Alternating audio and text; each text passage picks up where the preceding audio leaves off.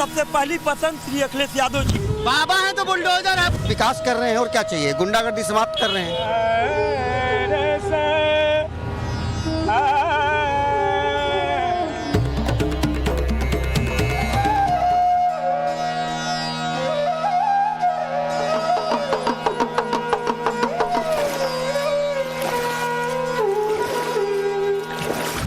जो राम को लाएंगे हम उनको लाएंगे। कैसे लगो रे पिया बिना जिया मुरा कैसे लगो रे। नमस्कार, आप देख रहे हैं टाइम्स ऑन नव भारत। मैं हूं आपके साथ नैना यादव और मेरे पीछे मां गंगा की अविरल धारा बह रही है और इस तस्वीर को देखकर आप समझ पा रहे होंगे, आरती की जो आपको गूंज सुनाई दे रही है थोड़ी थोड़ी, आप समझ पा रहे होंगे कि मैं इस समय बाबा विश्वनाथ की नगरी प्रधानमंत्री नरेंद्र मोदी का संसदीय क्षेत्र वाराणसी में इस समय मौजूद हूं। जो पूर्वांचल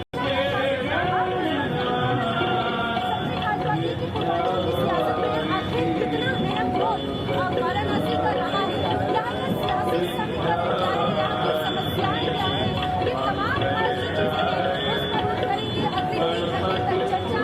नेताओं के साथ बात करेंगे, यहाँ के लोगों के साथ होगी और उनके साथ करेंगे एक बार बनारस की चर्चा तारीख के साथ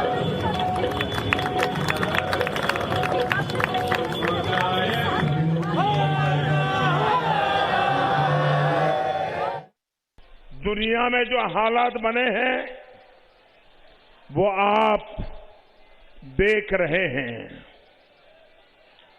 ये भारत का बढ़ता सामर्थ्य ही है कि हम यूक्रेन में फंसे हमारे देश के नागरिकों को वहां से सुरक्षित निकालने के लिए इतना बड़ा अभियान चला रहे हैं।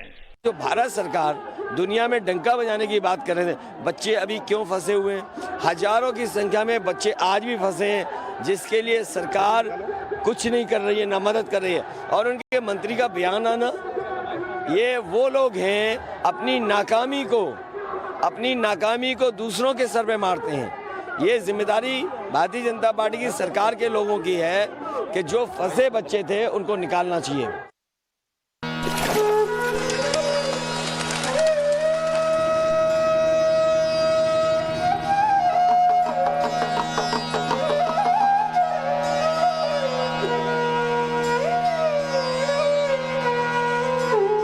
काशी विश्वनाथ की नगरी है और काशी विश्वनाथ कॉरिडोर बनाए जाने के बाद में माना जा रहा है, बीजेपी को ये उम्मीद है कि इस मंदिर, इस कॉरिडोर के बाद में पूर्वांचल की सियासत पर इसका काफी प्रभाव पड़ेगा।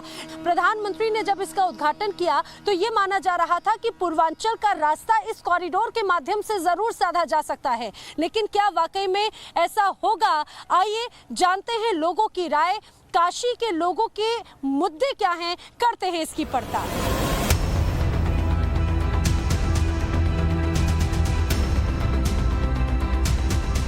यहाँ का डेवलपमेंट हुआ है, मंदिर का परिसर बहुत बढ़िया हुआ है और मोदी जी ने अच्छा काम किया है। अरे योगी जी ले गए इस बार, योगी जी चिटकारे। हाँ। और अखिलेश जी हवा में गए। बुलडोजर किस पे चलेगा? अब जो भाई गुंडागर्दी करेगा उस पे चलेगा। इस बार बाबा का आशीर्वाद किसे मिल रहा है दादा? बाबा, हाँ, बाबा का बाबा जोगी बाबा। अच्छा, बाबा का आशीर्वाद बाबा हाँ, बाबा को ही मिलेगा। क्यों मिलेगा? क्यों मिलेगा? अच्छे काम कर रहे हैं, जैसे सब कुछ विकास कर रहे हैं और क्या चाहिए, गुंडागर्दी समाप्त कर रहे हैं। बाबा है बुलडोजर है, बाबा है तो बुलडोजर है तो जो है जितने अधिकारकर्ता हैं उनके जो है सफाया है। पहले में और अब में कुछ अंतर है क्या? बहुत अंतर है, 100% अंतर है यहाँ। जैसे? हाँ, नहीं, प्रधानमंत्री ने बहुत अच्छा काम किया, जोगी ने मिलकर बहुत अच्छा काम किया यहाँ पर। बता दीजिए क्या किए हैं। हम बता रहे हैं, मैं अखिलेश जी को इसलिए पसंद करता हूँ क्योंकि सबसे पहले मैं युवा हूँ और युवाओं की सबसे पहली पसंद श्री अखिलेश यादव जी। मेरे भोले बाबा आपको आना होगा, डम डम डमरुआ बजाना होगा। प्रधानमंत्री नरेंद्र मोदी ने 7 साल पहले वाराणसी के इसी 80 घाट पर फावड़ा चलाकर सफाई का संदेश दिया था और देखते ही देखते पूरे शहर की तस्वीर बदल गई। न सिर्फ सफाई के मोर्चे पर बल्कि इंफ्रास्ट्रक्चर के क्षेत्र में भी यहाँ पर बड़े बदलाव देखने को मिले। रोडों का जाल बिछा तो स्वास्थ्य के क्षेत्र में पूर्वांचल का ये केंद्र बिंदु बनकर उभरा बनारस। इसके साथ ही काशी विश्वनाथ कॉरिडोर ने यहाँ के पर्यटन उद्योग को नई ऊंचाइयां दी। तो सवाल इसी बात का है कि इस बार क्या बनारस की जनता ने इस बदलाव को महसूस किया है और बनारस के मन में क्या है।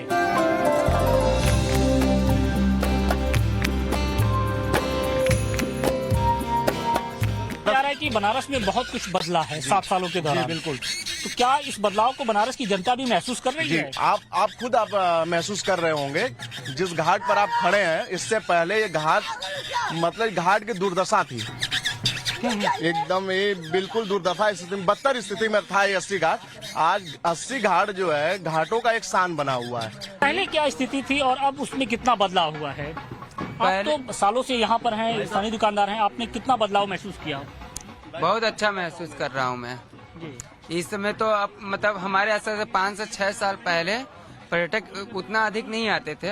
अब तो आप 24 घंटा आइए और 24 दिन आइए, हमेशा पर्यटक भरे रहते हैं। कि मार्केट में जो इस समय चल रहा है और सारे लोग खाली एक ही नाम कर रहे हैं कि जो विकास करेगा उसको हम लाएंगे, और ये भी हकीकत है, वाकई में जो विकास करे तो उसके बारे में पूछना चाहिए। बाकी कोई क्या बोलता है क्या नहीं बोलता है, जो आदमी काम कर रहा है बस उसको करने देना चाहिए। 7 साल पहले की क्या स्थिति थी, अब की क्या स्थिति है? बहुत अच्छी, हाँ बहुत अच्छी बदलाव हुआ। हाँ, मोदी जी बदल दिए। मोदी जी, हाँ, पूरे काशी को बदल दिए, पूरे देश को बदल दिए।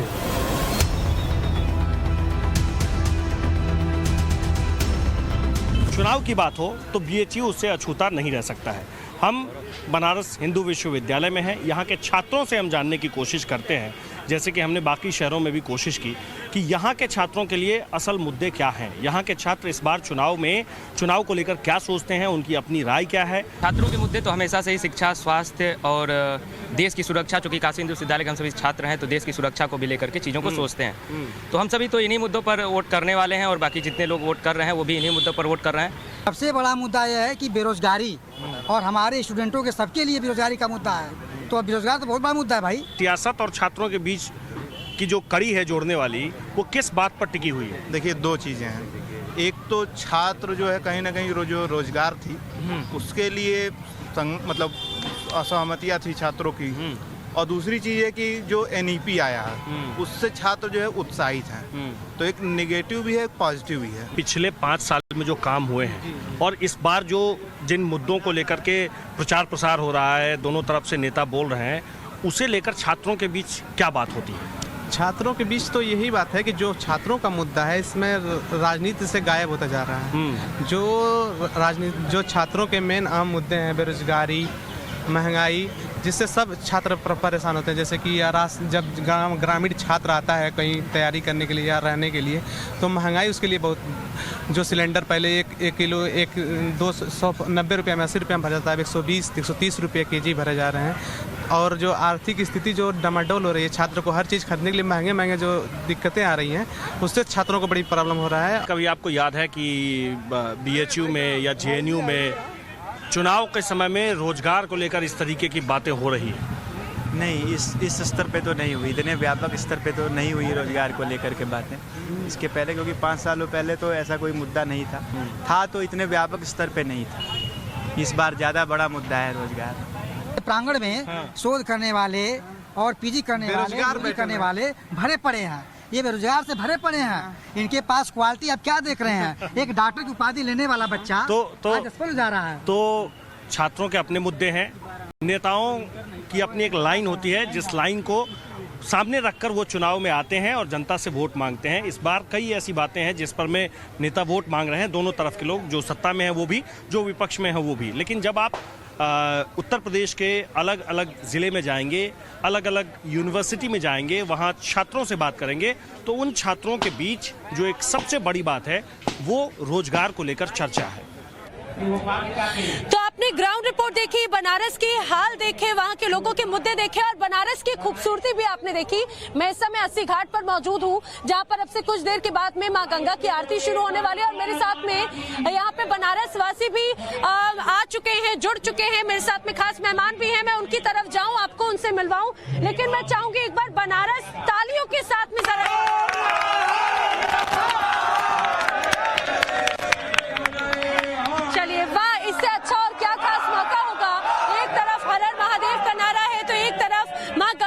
किनारा है और माँ गंगा की आरती शुरू हो रही है। आइए अब जरा,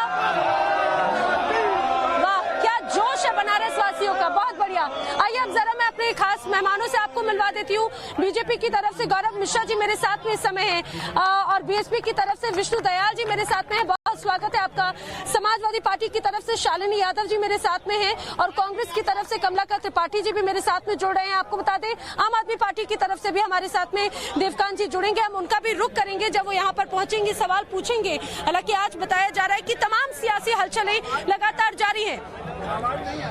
मैं आवाज आएगी, मैं आप लोगों की तरफ आऊं, जनता से उनकी बात पूछूं और आज आप ही लोग सवाल पूछेंगे नेताओं से। लेकिन मैं ये सबसे पहले जान लेती हूं कि किन मुद्दों के साथ में नेता हैं इस चुनाव में। जल्दी से बता दीजिए कि देखिए, भारतीय जनता पार्टी इस चुनाव में विकास के मुद्दे पर आज दुनिया की सनातन संस्कृति के स्रोत काशी के तट पर, गंगा के तट पर हम लोग विराजमान है और यहाँ की देवतुल्य जनता यहाँ पर विराजमान है। और जिस तरह से विकास की गंगा डबल इंजन की सरकार ने चलाई है पूरे उत्तर प्रदेश में, वो उसकी साक्षात गवाह है यहाँ की जनता और निश्चित रूप से उसी पर मुहर लगेगा और 10 मार्च के बाद भारतीय जनता पार्टी की प्रचंड बहुमत से सरकार। ठीक है, बीएसपी के क्या मुद्दे हैं इस बार? बीएसपी की मुद्दा साफ है। इस प्रदेश में जिस तरह से युवा बेरोजगार है, महंगाई चरम सीमा पे है, तो निश्चित तौर पे बहुजन समाज पार्टी जनता के साथ है और हम वादा नहीं करते, हम करके दिखाते हैं। निश्चित तौर पे जब मानी बहन जी का सरकार था तो हमने गरीबों को छत देने का काम किया काशी राम आवास योजना के तहत। ठीक है। समाजवादी पार्टी के क्या मुद्दे हैं इस बार बनारस की? देखिए, पार्टी के मुद्दे वही हैं जिन पर भाजपा पूर्णतया फेल हुई है आज। महंगाई को लेकर, बेरोजगारी को लेकर के, महिलाओं की सुरक्षा को लेकर, किसानों की जो दुर्दशा है। और बनारस की बात करें तो जो विकास का ये जो ढिंडोरा पीटते हैं, विकास के नाम पर जो बनारस को मिला है वो आप देख रहे हैं कि जो हमारी माँ गंगा है, इसमें अभी आपने लाशों की जो बाढ़ देखी थी अभी, और जो एक विकास ये मुद्दे हैं आपके खासतौर से बनारस में। बाकी भी चीजें लेकर आती हूँ, कांग्रेस के क्या मुद्दे हैं? देखिए, पूरे प्रदेश में महिला सुरक्षा, कानून व्यवस्था, युवाओं को रोजगार, हर हाथ तरक्की, हर हाथ उन्नति, हर जो निचले तबके का आदमी है उस तक सारी सरकारी सुविधाएं पहुंचे और उत्तर प्रदेश को उत्तम प्रदेश बनाना हमारा लक्ष्य है। यानी कि विकास का मुद्दा जरूर है। जरा सुनिए, नेताओं के मुद्दे तो हमने जान लिए, लेकिन आखिर यहाँ के आम लोगों के मुद्दे क्या है? यहाँ से शुरू करती हूँ। बनारस में क्या मुद्दे हैं खास तौर से? बनारस में यह मुद्दा, पहला मुद्दा, हमको डीएम की नौकरी मिली थी, भाजपा सरकार ने मैंने छोड़ दिया। इतना विकास हुआ, अभी नाली बह रही है। यह विकास बनारस की आपके बगल में, मुझे डीएम की नौकरी मिली थी, मैंने छोड़ दिया। क्यों भाई? लोग तो रोजगार चाह रहे हैं, आप नौकरी छोड़ रहे हैं? हाँ, नौकरी छोड़ दिया। डीएम की नौकरी मुझे मिली थी। डीएम की नौकरी? हाँ, डीएम की नौकरी। योगी बाबा पकड़ नौकरी दे रहे हैं सबको। बनारस में सबको नौकरी पकड़ वाला। विकास नहीं हुआ है। यह जो चीलम की सरकार है ना, योगी बाबा दोबारा नहीं आ रहा है। ठीक है। क्या मैडम, आवाज नहीं आ रही? आवाज नहीं। मुद्दे क्या है? अरे आवाज नहीं आ रही क्या? यही मुद्दा है क्या? मुद्दे यही है कि सबसे पहले जो ये लोग चीलम कर रहे हैं, चीलम आएगा, चीलम चलेगा, उत्तर प्रदेश में चीलम रहेगा। ठीक है। बुलडोजर चलाने की बात पूर्वांचल में बहुत हो रही थी, बनारस में काम हुआ है क्या? बनारस में बहुत काम हुआ है। जैसे? हम भी बनारस से हैं। बनारस में विकास हुआ है, चोरी कम हुई है, बदमाशी कम हुई है, आज लड़कियां हमारी सुरक्षित। ठीक है, जरा इधर की तरफ आते हैं। बनारस में क्या हाल है अभी? वाराणसी के क्या हाल है? बनारस में जैसे कोरोना काल में हमारे प्रदेश के नौजवान ऑक्सीजन के अभाव में तड़प के मरे हैं, उसी तरह पूरे उत्तर प्रदेश में भारतीय जनता पार्टी सीट जीतने के लिए तड़प के दम तोड़ने जा रही है। बनारस में 8वां विधानसभा भारतीय जनता पार्टी हारने जा रही है। यहाँ साइकिल लहर बड़ी करारी है, चीलम पे साइकिल भारी है। बीजेपी को अपना नाम कंफ्यूज जनता पार्टी रखना चाहिए। ये बात करते हैं, ये सरकार सिर्फ और सिर्फ धर्म के नाम पर लोगों, युवाओं को सिर्फ मतलब अगर हम लेके जाते हैं किसी बोलबम या कांवड़ लेके जाते हैं, कांवड़ लेके जाते हैं तो सरकार हेलीकॉप्टर से फूल का बंदा कराती है।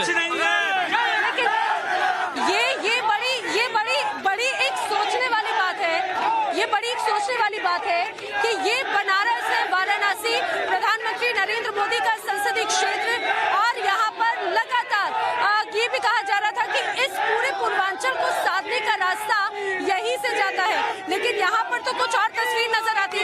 बताइए महिलाओं के लिए बनारस में क्या महिलाओं के लिए इतनी सुरक्षा 5 साल में मोदी जी ने की है, जितनी 70 साल में ना कांग्रेस कर पाई, ना सपा कर पाई, ना कि हमारी बहन जी कर पाई। आज महिलाएं सुरक्षित आजाद घूमती रात के 12 बजे तक और निश्चिंत है। यही इसी घाट पे आप देखिए लड़कियां घूमती थी तो लड़के छेड़खानी करते थे, पर आज ये सब हट गई है क्योंकि सुरक्षित महिलाएं सुरक्षित हैं। हाँ बिल्कुल सुरक्षित है, बिल्कुल काम हुआ है यहाँ पे? बिल्कुल बहुत काम हुआ है। तो महिलाओं के लिए क्या मुद्दे हैं? कुछ नहीं, मुद्दे क्या है, हम लोग सेफ है। लेकिन एक बात जरा बताइए शालिनी जी, कहा जा रहा है कि पूर्वांचल में सबसे कड़ी टक्कर यहाँ पे समाजवादी पार्टी दे रही है। 2017 के चुनाव में भी चुनाव के कुछ समय पहले 2 दिन प्रधानमंत्री ने कैंप किया यहाँ पे और पूरी की पूरी 8 सीटों पर कब्जा था। इस बार भी प्रधानमंत्री यहाँ पर है, फिर क्या करेंगे अखिलेश जी? अभी प्रधानमंत्री जी एक बार आ चुके हैं और उसी से उनको अंदाजा हो गया है कि इस बार जो जोर पिछली बार जादू कर पाए थे, इस बार वो सारा फेल है। यही कारण है कि जो प्रधानमंत्री जी का 3 दिन का टूर था उसको 2 दिन का कर दिया गया है। और जहां तक बात है समाजवादी पार्टी की, तो 5वें चरण के चुनाव के बाद जनता का पूरा समर्थन समाजवादी पार्टी के लिए है। ठीक है, लेकिन जरा ये बताइए कि इस बार कहा गया कि बनारस के मुद्दे विकास से इतर बुलडोजर पर हैं, इससे इतर खासतौर से पूर्वांचल में अलग अलग तरह की बातें हैं। देखिए, पूर्वांचल में जिस तरह से अपराध का राज्य कायम था पिछली सरकारों में, 13 हत्या, 24 रेप, 21 अटेम्प्ट टू रेप, डकैती, दंगे और एक प्रकार से समानांतर सरकार माफियाओं की चलती थी। हमारे पूज्य योगी आदित्यनाथ जी ने पूरे उत्तर प्रदेश से इनका समूल नाश कर दिया है। और वहीं विकास की गंगा, मैं कहना चाहता हूं कि जिस तरह से अकेले बनारस की हम बात करें तो कैंसर का अस्पताल, रिंग रोड का 2 फेज, पनास dairy, dedicated freight corridor, perishable cargo, इस प्रकार की अन्य योजनाएं बनारस में आपको लगा योजनाएं मिली है? निश्चित रूप से। ठीक है, मैं जरा पीछे की तरफ करूंगी। एक बड़ी रोचक बात इस बात को समझिए कि हम हैं बाबा विश्वनाथ की नगरी में, लेकिन श्री राम के नारे लग रहे हैं। श्री राम का नारा कौन लगा रहा था? इधर आइए। नहीं, ये बताइए कि क्या इस चुनाव में राम नाम का मुद्दा भी है, चुनावी मुद्दा? इस चुनाव में राम नाम का मुद्दा, हिंदू धर्म का मुद्दा है। हिंदू रहेंगे तो ये देश है, हिंदू नहीं तो ये देश नहीं। मोदी और योगी ही इस देश में जो भी है वो मोदी और योगी। एक गलत बात, हम लोग को युवा लोग को रोजगार चाहिए, न कि मोदी तो प्लेटफार्म तक बेच रहा है। ऐसा नहीं होना चाहिए। युवा ग्रुप डी का एग्जाम है, क्या करते हैं? हम तैयारी करते हैं रेलवे का। क्या उम्र है आपकी? ग्रुप डी का रेलवे BC1, BC2, ये CBT एग्जाम नहीं होना चाहिए। गट्टी तारने वाले का CB2 नहीं होना चाहिए, बल्कि अखिलेश जी नौकरी दे, रोजगार चाहिए, रोजगार। राम को लाए हैं इस बार। क्या राम छूना नहीं, आराम से दूर से। जी मैम बताइए, मुद्दा क्या है यहाँ पे? मुद्दा क्या राम नाम का मुद्दा चुनाव का मुद्दा है? जी बिल्कुल ऑब्वियसली है। भारत हिंदू राष्ट्र है और रोजगार सबसे बड़ा मुद्दा। कौन देगा? क्यों नहीं, रोजगार अगर नहीं होगा। यानी कि आप ये समझिए कि यहाँ पे जो चुनाव के मुद्दे हैं, रोजगार की बात हुई, स्वच्छता की बात हुई, विकास की बात हुई। मेरे साथी आकाश आज जब बनारस में वहाँ पर विद्यालय के विद्यार्थियों के बीच में थे तो यहाँ पर भी कई तरह की ऐसी स्थिति सामने आई। उनसे सवाल पूछे गए कि भाई उनके मुद्दे क्या हैं, तो रोजगार की बात हुई, नौकरियों की बात हुई। इस दौरान लाठीचार्ज तक का भी जिक्र हुआ। लेकिन ये बताइए कि बीएसपी अपने आप को कहाँ पर रखती है, बनारस में, वाराणसी में? वाराणसी में तो हम देख लीजिए 6 सीट जीतने जा रहे हैं, लेकिन जिस मुद्दे पे चुनाव हो रहा है आज बहुत ही शर्म की बात है। यदि सच्चाई से आप इस कार्यक्रम को दिखा लें तो यहाँ 95% युवा हैं। बेरोजगारी के आलम है कि 95% युवा बेरोजगार हैं और जय श्री राम के नारे लगा रहे हैं। इसमें देश कहाँ जा रहा है, प्रदेश कहाँ जा रहा है? प्रदेश स्थिति ये है कि जलने की स्थिति में आ गई है। बेरोजगारी की आलम इतनी बढ़ गई है। निश्चित तौर पे 10 तारीख को रिजल्ट जो आएगा, माननीय बहन जी मुख्यमंत्री बनेंगी और इस प्रदेश की जनता को खुशहाली लाएंगी। ठीक है, लेकिन क्या सिर्फ धर्म के नाम पर राजनीति हो रही है? जरा व्यापारी वर्गों की भी बात करते हैं। आप व्यापारी प्रकोष्ठ का आप नेतृत्व करते हैं बग्गा जी, जरा बताइए कि बुनकरों की हालत बनारस में, व्यापारियों की हालत किस तरह की? देखिए, काशी बाबा की नगरी है, इसका पूरा हिंदुस्तान में नाम है। और जहां तक अगर आप बुनकरों की बात कर रहे हैं और व्यापारियों की बात कर रही हैं, तो व्यापारी परेशान जरूर है, दुखी जरूर है, पर जो व्यापार करने में और चीजों की जरूरत है, जैसे 5 साल में दंगा नहीं हुआ, उससे व्यापारी आने जाने लगे, सुरक्षा की दृष्टि से फिरौती नहीं हुई। लेकिन ये तो कहा जा रहा था कि बुनकर भी नाराज हैं, बिजली की व्यवस्था की उन्होंने बात कही, हैंडलूम की व्यवस्था, पावरलूम की बुनकर देखिए नाराज नहीं है, बिजली की व्यवस्था बहुत अच्छी है और सुरक्षा भी अच्छी है और सारी चीजों विकास भी हुआ है और किसी तरह की। लेकिन लगातार हमने जब विद्यार्थियों की बात की, मेरे साथ में बीएचयू के विद्यार्थी हैं, युवाओं के क्या मुद्दे हैं? युवाओं का सबसे बड़ी मुद्दा है रोजगार। जिस तरीके से इलाहाबाद में छात्र के ऊपर लाठी चली, पटना के छात्र के ऊपर लाठी चली, तो अभी सबसे बड़ी धर्म संकट रोजगार का है। युवाओं के साथ जो युवाओं झेल रहा है, हर एक चीज महंगी होती जा रही है, लेकिन इसके साथ शिक्षा भी महंगी होती जा रही है। अभी तक कोई स्कॉलरशिप, नॉन नेट स्कॉलरशिप वालों का नहीं बढ़ा, तो ऐसी तमाम छात्रों के मुद्दे हैं जिस पे सरकार फेल नजर आ रही है। ठीक है, सरकार को नंबर देने की अगर बात हो रही है, जरा इधर की तरफ आती हूँ। मुझे एक बात बताइए, मौजूदा जो विधायक हैं उनके काम को कितना नंबर देते हैं? 100%। जो मौजूदा हमारे यूपी में विधायक 100% देते हैं नंबर। आप बनारस के रहने वाले? हम बिहार से हैं। बिहार के रहने वाले और बनारस की राजनीति की बात करें, गजब यूपी है भैया, गजब यूपी है। जरा ये बताइए कितने नंबर देंगे 10 में से अपने मौजूदा विधायक? मैडम 10 में से 10 देंगे। 10 में से 10। रीजन क्या है? रीजन ये है कि हमारा विधायक हमारे दरवाजे तक टाइम अवेलेबल होता है। कौन है आपके विधायक? श्रीवास्तव, एक ही नाम, विधानसभा सौरभ श्रीवास्तव है हमारा विधायक, हमारे पास आता है। इस बार तो कहा जा रहा है कि यहाँ पर सीट परिवर्तन। मैडम सीट परिवर्तन 390 कैंट विधानसभा में सौरभ श्रीवास्तव थे, हैं और रहेंगे और हमारे पास। देखिए हमारा जो मुद्दा है ना, वो मुद्दा क्या है? हमारा मुद्दा है सत्ता में आने का नहीं, हमारा सुद्धा सेवा करने का। हमें समाजवादियों की तरह गुंडाई नहीं दिखाते हैं। हम समाज क्या करते हो? जी आप क्या करते हो? क्या आप क्या करते हो? हम एक बिजनेसमैन हैं। अच्छा ये बताइए, तिवारी है।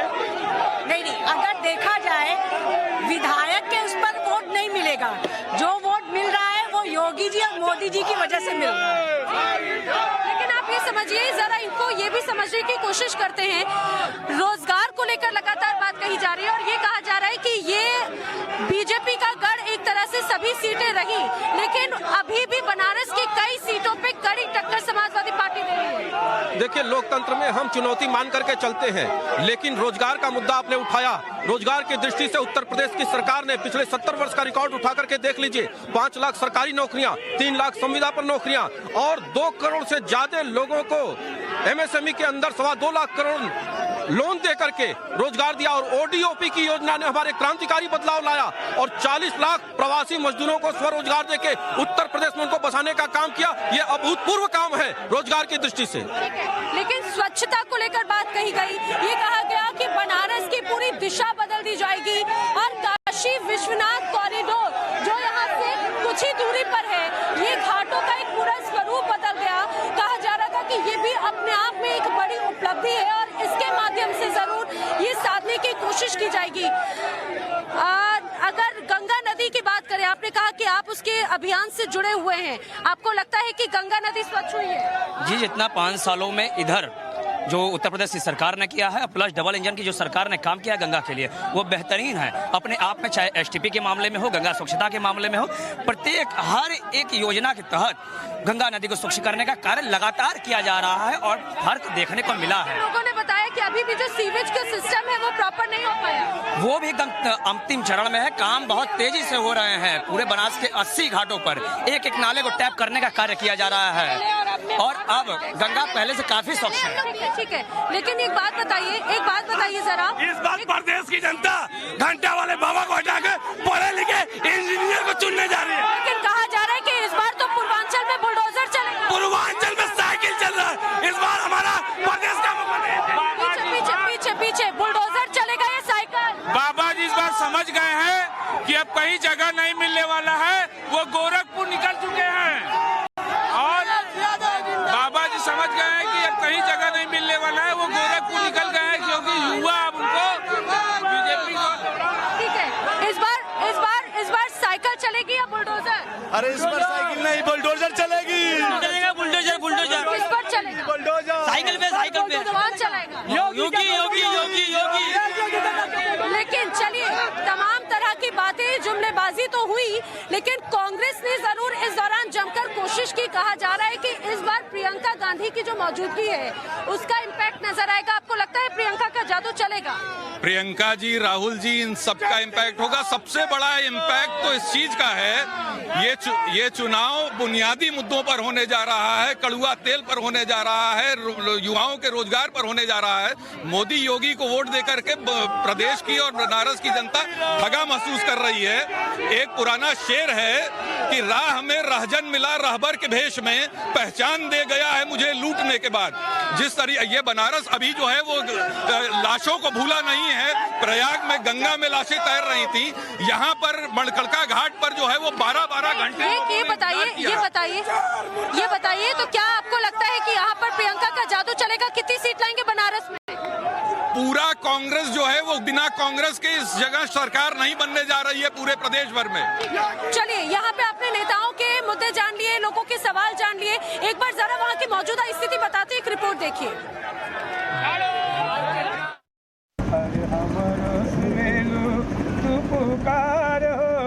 जय हो गंगा महारानी, हमहु के दीदा दर्शनवा। जय हो गंगा महारानी। बनारस है यह बनारस,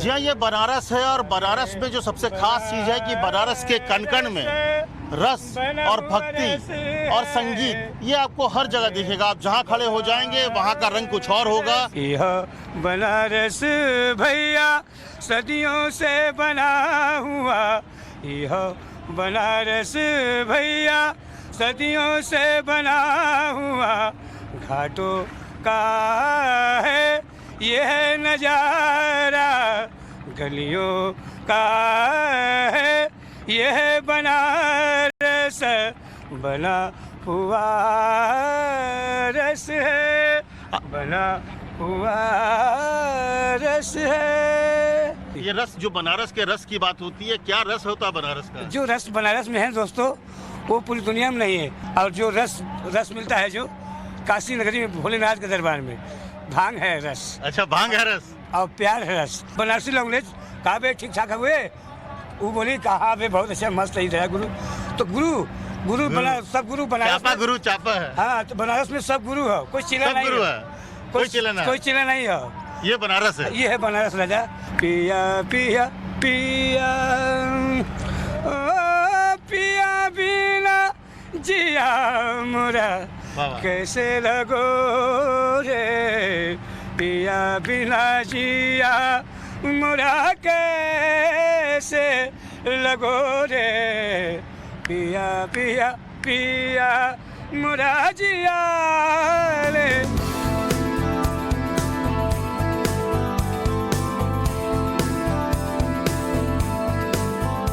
बनारस की सुबह कुछ खास होती है। गंगा स्नान से सुबह शुरू होती है, तो साथ ही साथ कचौड़ी और जलेबी के साथ दिन आगे बढ़ता है। और इस वक्त हम श्री राम भंडार पे हैं और देखिए गर्मा गर्म कचौड़ी छन रही है। लोग यहाँ पर बड़ी संख्या में, उनसे बात भी करेंगे। सब लोग मजे ले रहे हैं। आप लोग भाई साहब कचौड़ी खा रहे हैं सुबह सुबह। क्या इस बार चुनाव का जो रस है, चुनाव का जो है, क्या उसको किस तरह से देखते हैं? चुनाव हमारे यहाँ बनारस में मोदी जी के चलते बहुत ही विकास हुआ है और गुंडा राज बिल्कुल खत्म हो गया है। चुनाव अखिलेश जी आ रहे हैं। अखिलेश जी आ रहे हैं? हाँ, कंफर्म, पक्का, एकदम गारंटीड। बनारस है, बनारस में तो हर जगह का रंग ही अलग होता है। बनारस में बीजेपी की ही गवर्नमेंट आएगी, योगी जी ही जीतेंगे। ये कह रहे हैं कि भाई ठीक है, सबका अपना अपना विचार है। हाँ, चुनाव जो हुई देखा जाए, पहले खा मरता। अच्छा, पहले चुनाव बाद देखा जाए, पहले पेट पूजा है ना। आप बताइए कि यहाँ पे जो इलेक्शन हो रहा है उसको किस तरह, क्या मुद्दे यहाँ पे है? जो मुद्दे ना मुद्दा करेगा, मुद्दा क्या, सब विकास है का मुद्दा, विकास हो रहा है, विकास ही हो रहा है। क्या चुनाव में क्या हो रहा है? बढ़िया हो रहा है। हाँ, किस तरह से बनारस के अलग अलग रंग हैं और बनारस में इतने रंग हैं कि उनको कवर करने के लिए लिए हमारी कई टीमें मौके पर मौजूद रही। और मेरे साथ भी अब आम आदमी पार्टी की तरफ से देवकांत शर्मा जी भी जुड़ गए। देवकांत जी, बड़ी देर कर दी आपने आते आते। देर आया दुरुस्त आया। देर आए दुरुस्त आए। आम आदमी पार्टी आखिर इतना पीछे क्यों चल रही है? बिल्कुल नहीं, हमारा मैनिफेस्टो में देखिए ना, इन विपक्षियों के मैनिफेस्टो में आम आदमी पार्टी तो है। आप भाजपा का मैनिफेस्टो है, भाजपा का मैनिफेस्टो पढ़िए, कांग्रेस का पढ़िए, बीएसपी का पढ़िए, सपा का पढ़िए, सब जगह तो हम ही हम हैं। आप देखिए ना, कल तक क्या वो बिजली की बात करते थे, कल तक क्या वो पानी की बात करते थे, शिक्षा की बात करते थे, स्वास्थ्य। आज हम हर जगह हम ही हम हैं। भाजपा पन्ना प्रमुख बनाती है, उनके हर पन्ने में। यानी कि आप यहाँ पे बनारस में दिल्ली मॉडल लागू करने की कोशिश करें। बहरहाल आपको बताते चले, आज बनारस में लगातार कई नेताओं का जमावड़ा है, कई नेताओं का जमावड़ा है। यहाँ पर ममता बनर्जी पहुंची है, तो आम आदमी पार्टी की तरफ से संजय सिंह पहुंचे हैं, प्रधानमंत्री नरेंद्र मोदी लगातार यहाँ पर कमान रखे हुए हैं, अखिलेश यादव की भी मौजूदगी यहाँ पर लगातार है। और यहाँ पर एक अलग सियासी समीकरण बनता हुआ नजर आ रहा है। फिलहाल यहाँ पर आप बनारस की जनता को देखिए, इनमें एक अलग जोश है, अलग उत्साह है। इसके साथ ही साथ यहाँ पर जो तस्वीरें हैं वो भी लगातार हम आपको दिखाते जा रहे हैं, किस तरह से यहाँ पर एक अलग उत्साह नजर आता है। जिंदाबाद। मैडम, राष्ट्रवाद पहले है, राष्ट्रवाद सर्वप्रथम है। तो क्या बनारस में राष्ट्रवाद का मुद्दा है? बिल्कुल राष्ट्रवाद का मुद्दा है, 100%, 100% 100% जो है कि राष्ट्रवाद का मुद्दा है। बनारस, भदोही, मिर्जापुर ये सब सीटें भाजपा को जा रही है। ये जो सपा कर रहे हैं ना, ये लोग सिर्फ अपने अंदर का जो भड़ास है बाबा के खिलाफ वही निकाल रहे हैं। कोई कर रहा है चीलम। जरा इनसे ये पूछो कि टोटी चोर तो आप स्वयं हो, और जिसमें हिम्मत रहेगा वही ना चीलम पिएगा। आम आदमी पार्टी में जो आज पूरे मैनिफेस्टो आई, सारी बीजेपी, कांग्रेस, सपा सब 300 यूनिट बिजली दे रहे हैं। एक बात बताओ, पहले तो विद्यार्थी बन के बात कर रहे थे, अब 300 यूनिट बिजली आज आम आदमी पार्टी सारी जगह दे रही है, सारी पार्टी। अच्छा, जरा ये बताइए कि इस बार कौन सा मॉडल आप यहाँ पर दिल्ली का लागू करना चाह रहे हैं? क्या फ्री वाला मॉडल? फ्री नहीं मैम, वो जनता का पैसा हम जनता को लौटा रहे हैं। अब हम बजट हमारा फायदे में, उसके बावजूद हम बजट बढ़ा दिए, हमारी सरकार फायदे में है। ये हम जनता का पैसा, जनता का अधिकार उनको वापस दे रहे हैं। विदेशों में इसे कहा जाता है सोशल सिक्योरिटी। हम फ्री का नहीं दे रहे, हम उन्हीं का पैसा उनको लौटा रहे हैं। अगर मोदी जी के बंगले को 4000 यूनिट बिजली फ्री में तो ठीक है, पर एक आम आदमी को 3। तो बनारस में कौन सा मॉडल लागू करेंगे और अपने आप को कहाँ देंगे? हम दिल्ली मॉडल लागू करेंगे यहाँ पे, और वहाँ से बेहतर लागू करेंगे। यहाँ पे 300 यूनिट दे रहे हैं, वहाँ 200 यूनिट देंगे, यहाँ 300 देंगे। मतलब मुफ्त। एक सेकंड, मैं लोगों से जान लेती हूँ, बताइए क्या मुफ्त वाली राजनीति बनारस की जनता चाहती है? बनारस की बिजली मुफ्त, पानी मुफ्त, सब कुछ राशन मुफ्त। बनारस की जनता ये चाहती है कि हम योगी आदित्यनाथ जी कह दिए कि चीलम चलेगा, ये लोग बोल रहे हैं चीलम पियेंगे। अभी अमित शाह ये भी कहेंगे कि इलेक्शन के बाद चुनाव फिर से होगा। जैसे कि इंटर के बाद 12वीं कक्षा वालों को लैपटॉप दे रहे हैं ना, वैसे ही चुनाव के बाद इलेक्शन फिर से करवाएंगे। बताइए, कहा जा रहा है कि बीजेपी की इस बार की कंडीशन पिछली बार के चुनाव के मुकाबले थी मजबूत। बहुत प्रचंड है बीजेपी की ताकत इस चुनाव में। और इस पैनल में जो लोग भी खड़े हैं, सबसे किनारे आम आदमी पार्टी जो आतंकियों के साथ साठगांठ करती है, हमारे दाहिने तरफ समाजवादी पार्टी जो आतंकियों को छोड़ने के लिए सदन में बिल लाती है, और उनके बगल में आतंकियों के मरने पर रोने वाली पार्टी। इनके बल पर देश की राजनीति नहीं चलेगी। आप लोग पीछे, आप लोग घूमने आए हैं या फिर बनारस के रहने वाले? सुन नहीं पाए मैडम, हम बनारस के रहने वाले हैं। जी, हम बिल्कुल बनारस के रहने वाले हैं, और पिछले 35 साल से बनारस में हम रह रहे हैं। और पिछले 35 साल में 7.5 सालों में जितना विकास हुआ, पिछले 70 साल के रिकॉर्ड में अगर आप उठाकर देख ले तो ये 7.5 साल मील का पत्थर साबित होगा। शालिनी जी, जरा एक बात बताइए, प्लीज जरा आप संयमित रहिए। भीड़, प्लीज संयमित रहिए। शालिनी जी, चलिए। आशुतोष, प्लीज देखिए जरा, भीड़ में जोश है, कई बार ये जोश थोड़ा सा भारी पड़ जाता है। एक बात बताइए, आप लोग कौन सी ब्रिगेड के हैं? यूथ ब्रिगेड के हैं। Youth Samajwadi party youth brigade. अच्छा, अब ये कहा जा रहा है कि भाई पिछली सरकारों ने तो बनारस में काम किया नहीं, इसीलिए तो आगे रोजगारों में कहेंगे ये मोदी जी, योगी जी जो है जनता चुतिया बनाने का काम करते हैं। हमारा मुख्यमंत्री पीछे बुनकरों का कोई मसला होगा। बनारस में बुनकरों का अभी पैसा बाकी, वो कार्ड से पैसा जमा नहीं हो रहा है और बुनकरों के एरिया में सीवर का बनारस में सबसे ज्यादा परेशानी है। कैंट विधानसभा का सौरभ विधायक है, आज तक किया क्या कैंट विधानसभा से? 35 साल तक उन्होंने घर के विधायक चुने जा रहे हैं, उन्होंने किया क्या तो बनारस के लिए? कैंट विधानसभा में पूरी सड़क गली जिसको चाहे पूरा नाला। क्यों ये वाला मॉडल तो हर जगह लागू करने की बात हो रही है। कहा जा रहा है कि बनारस की तो गलियां बदल गई, बिजली बदल गई। आपको दिखाते हैं, आप चलिए हमारे साथ। मैम एयरफोर्स का रिजल्ट साल भर से नहीं आ रहा है। युवा बहुत अग्रेसिव है, युवाओं के मुद्दे बहुत ज्यादा बुलंद हैं। हालांकि ये आवाज, ये नाराजगी, ये बुलंदी कहाँ तक जाती है ये तो आने वाला वक्त बताएगा। लेकिन आप ये समझिए, अब आरती बहुत खूबसूरत तस्वीर है और यही हमारे लोकतंत्र की ताकत है। देखिए, कहा जा रहा है प्रधानमंत्री मोदी का ये गढ़ है, लेकिन इसके बावजूद यहाँ पर नाराजगी साफ तौर से देखी गई। शालिनी जी, जो मैं आपसे सवाल पूछ रही थी, कहा जा रहा है बार बार लोग कह रहे हैं कि सरकारों ने जितना अभी पिछले 7 सालों में काम हुआ पहले कभी नहीं हुआ। उसी का जवाब तो आज देख रही है कि जनता 5 चरणों के चुनाव में दे रही है। जो आप 7 साल का विकास और ये सरकार, भाजपा सरकार जो बात कर रही है, जनता ने उसी का जवाब दिया है। जो सैलाब आप देख रही हैं और जो ये भाजपा के विधायक और मंत्री जो आज गाँवों से दौड़ाए जा रहे हैं, ये वही विकास का नतीजा है। लेकिन कांग्रेस के पास में अभी तक, जब तक केंद्र में भी कांग्रेस रही, तो ये कहा जा रहा है कि तब उत्तर प्रदेश को उस निगाह से या फिर वो तवज्जो नहीं दी गई। यही वजह कि लोग कांग्रेस। मैं तो इनसे पूछना चाहता हूं, डबल इंजन की सरकार में जिस तरह से दोनों इंजन इनके दो तरफ जा रहे हैं और इस उत्तर प्रदेश में की जनता ने ये सोच लिया है, ये चौकीदार जमींदार बन गया है। एक शेर है कि तड़फड़ाती मछलियों को देखकर दरिया किनारे नदी के घड़ियाल सब आंसू बहाने आ गए और रोटियों के खून से हैं तरबतर शाही गलीचे और सब तहजीबदा महफिल सजाने आ गए।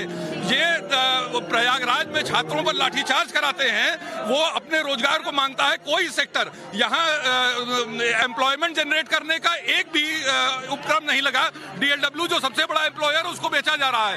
एम्स की मांग थी, एम्स तक नहीं आया। लेकिन अपने दर्शकों को हम बताते चले, जहां पर लोगों की जोश के साथ, उनके इन नारों के साथ में आपको एक पीछे बड़ी अच्छी सी घंटी की आवाज सुनाई दे रही है। आपको मां गंगा की आरती की तस्वीरें भी हम आपको दिखाते जा रहे हैं। मैं चाहूंगी जरा मेरे विजय रवि तस्वीरें दिखाएं, कितना खूबसूरत नजारा है।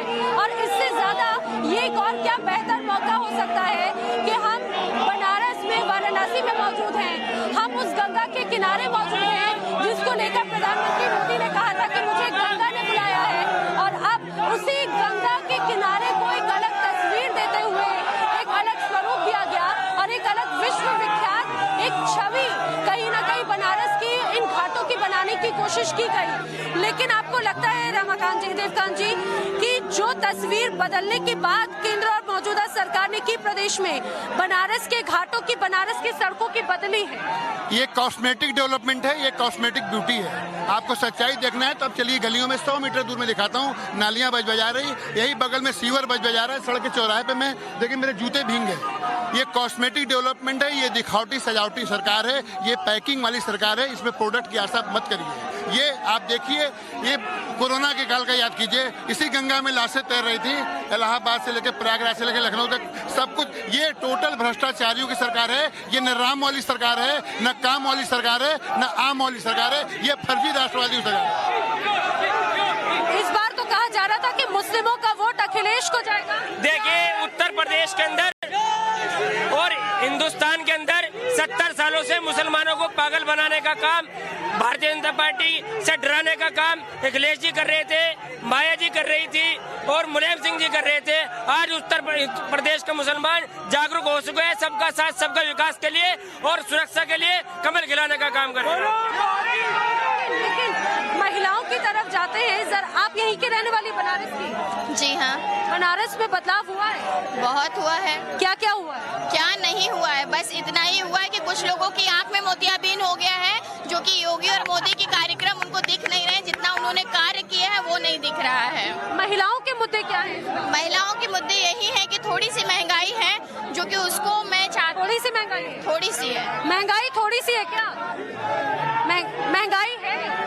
हाँ, महंगाई है क्या? महंगाई का मुद्दा है इस चुनाव में? नहीं, मैं महंगाई सर, क्या महंगाई का मुद्दा नजर आ रहा है इस बार चुनाव में? नहीं, महंगाई का मुद्दा नहीं नजर आ रहा।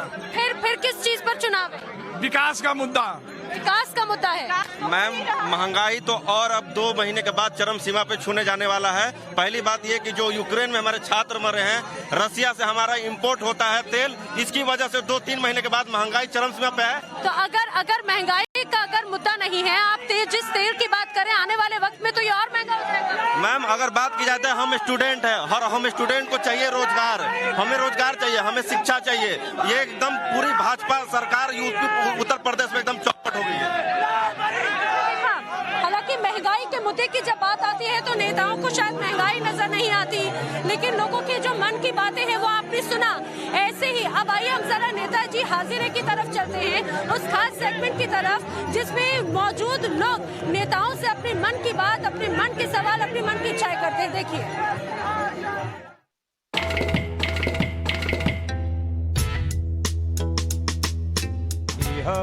बनारस भैया सदियों से बना हुआ घाटों का है ये नजारा। हर हर महादेव। सहमा सा है वतन मेरा, कुछ लोग खून मांगते हैं, कुछ लोग मेरे हिंदुस्तानी होने का सबूत मांगते हैं। बिक गया जमाना जिनका फिरंगियों की मुखबिरी करने में, आज वो हमसे हिंदुस्तानी होने का सबूत मांगते हैं, सबूत मांगते हैं। बहन जी, आप बस इटली जाइए और विदेश का आनंद लीजिए और केंद्र को थोड़ा संभालिए, अपने भाई को संभालिए। मामला सब उधर गड़बड़ा गया है। जो जीत रहे हैं वो हंस रहे हैं, बाकी सब रो रहे हैं। और दूसरी बात ये है कि परिवार वालों को समझ सकते हैं। अखिलेश जी मुस्कुरा रहे हैं, योगी जी एकदम चिंतित रूप में खड़े हैं। मेरे कहने का मतलब है योगी जी अपने गंभीर हैं, और जो लोग गंभीर रहते हैं जो वो वही लोग देश के लिए सोच सकते हैं।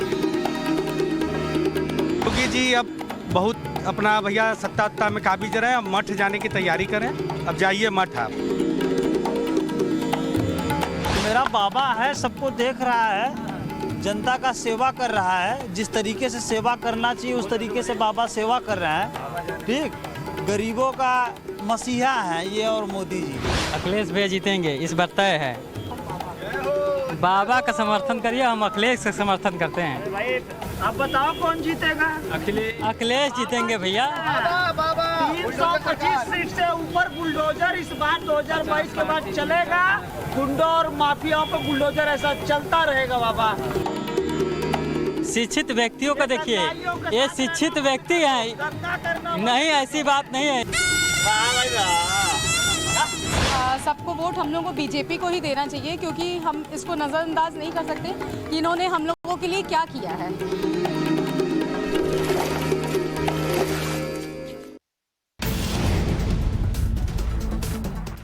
आज रूस ने अपनी मंशा जाहिर कर दी और संभावित यूक्रेन के राष्ट्रपति का नाम भी जाहिर कर दिया।